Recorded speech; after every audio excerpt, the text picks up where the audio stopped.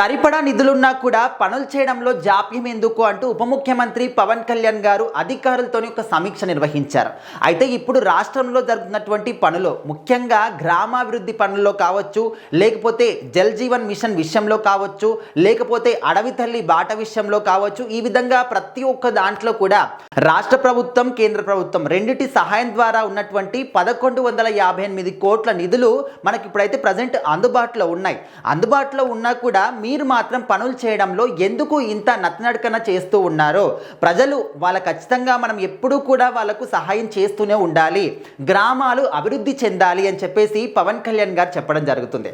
అయితే ముఖ్యంగా ఇప్పుడు అటవీ శాఖ ప్రాంతాల్లో ముఖ్యంగా అండ్ గిరిజన ప్రాంతాల్లో కావచ్చు, గ్రామాల్లో కావచ్చు, ఇప్పటికి కూడా రోడ్లు వేయడంలో చాలా మంది కూడా చాలా స్లోగా చేస్తూ ఉన్నారు. సో ఇలాంటి వాటిల్లో అస్సలు ఉపేక్షించేదే లేదు. ఇప్పటి వరకు మనం చూస్తూ ఉన్నాం. అంటే గత సంవత్సరం కూడా పల్లె పండుగ సందర్భాల్లో మనకు చాలా హెల్ప్ కార్యక్రమాలు కానీ చాలా సందర్భాల్లో చాలా మంది కూడా బయటకు వచ్చారు. అయితే ఇప్పుడు ఏంటంటే తొందరలోనే పల్లె పండుగ 2.1 కూడా స్టార్ట్ చేయబోతున్నాము అని చెప్పేసి పవన్ కళ్యాణ్ గారు పిలుపునిచ్చారు.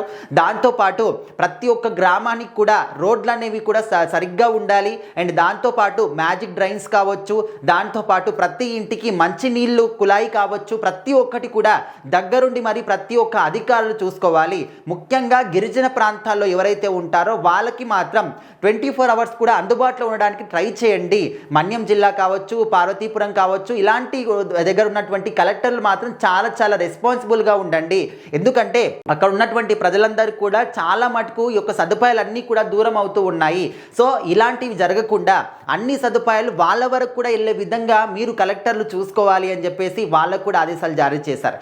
ఎందుకంటే మనం చూసాం పవన్ కళ్యాణ్ గారే కొన్ని గిరిజన ప్రాంతాలకి స్వయంగా ఆయనే వెళ్ళి వాళ్ళకి రోడ్లు వేయించడం కానీ, వాళ్ళ పరిస్థితి ఏంటి, వాళ్ళు ఏ విధంగా ఉంటున్నారు, కనీస నిత్యావసరాలు కూడా వాళ్ళకి అందుతున్నాయా లేదా అనే దాని పట్ల ఆయన దగ్గరుండి మరీ చూశారు. కాబట్టి వాళ్ళ మీద స్పెషల్ ఫోకస్ పెట్టండి, వాళ్ళ మీద ఎక్కువగా మీరు ఫోకస్ పెట్టి వాళ్లకు అన్ని అందే విధంగా చూడండి అని చెప్పేసి చెప్తూ ఉన్నారు.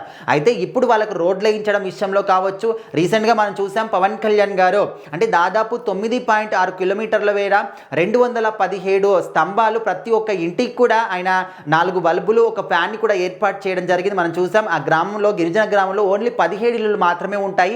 స్వాతంత్ర్యం వచ్చి ఇన్ని సంవత్సరాలు అవుతున్నా కూడా వాళ్లకు ఏ ఒక్కరికి కూడా విద్యుత్ వెలుగు చూసినటువంటి సందర్భాలు లేవు. సో అలాంటి ప్రాంతంలో కూడా పవన్ కళ్యాణ్ గారు చొరవ తీసుకొని ఇంత గొప్ప విషయాన్ని సాధించాడు అని చెప్పేసి చాలా మంది గర్వంగా చెప్పుకున్నారు. సో ఇప్పుడు మరొకసారి ఆయన ఇంట్రెస్ట్ ఏ విధంగా ఉంది, ప్రజల పట్ల ఆయన ఏ విధంగా ఆలోచిస్తున్నారనే విషయాన్ని ఆయన ప్రూవ్ చేసుకున్నారు. సో ఇప్పుడు మనకు నిధులు అందుబాటులో ఉన్నాయి, నిధులు ఉన్నా కూడా మీరు ఎందుకు పనులు చేయడంలో జాప్యం చేస్తున్నారు, అంటే నత్తనడకన ఎందుకు చేస్తున్నారు, చకచక కానివ్వండి. ఎక్కడైనా అటవీ శాఖలో ఏమైనా ఇష్యూస్ ఉన్నాయా వాటిని కూడా తక్షణమే క్లియర్ చేయడానికి ట్రై చేసి వెంటనే పనులు మళ్ళీ ప్రారంభించండి అనే విధంగా కూడా వాళ్ళకి చెప్పడం జరిగింది.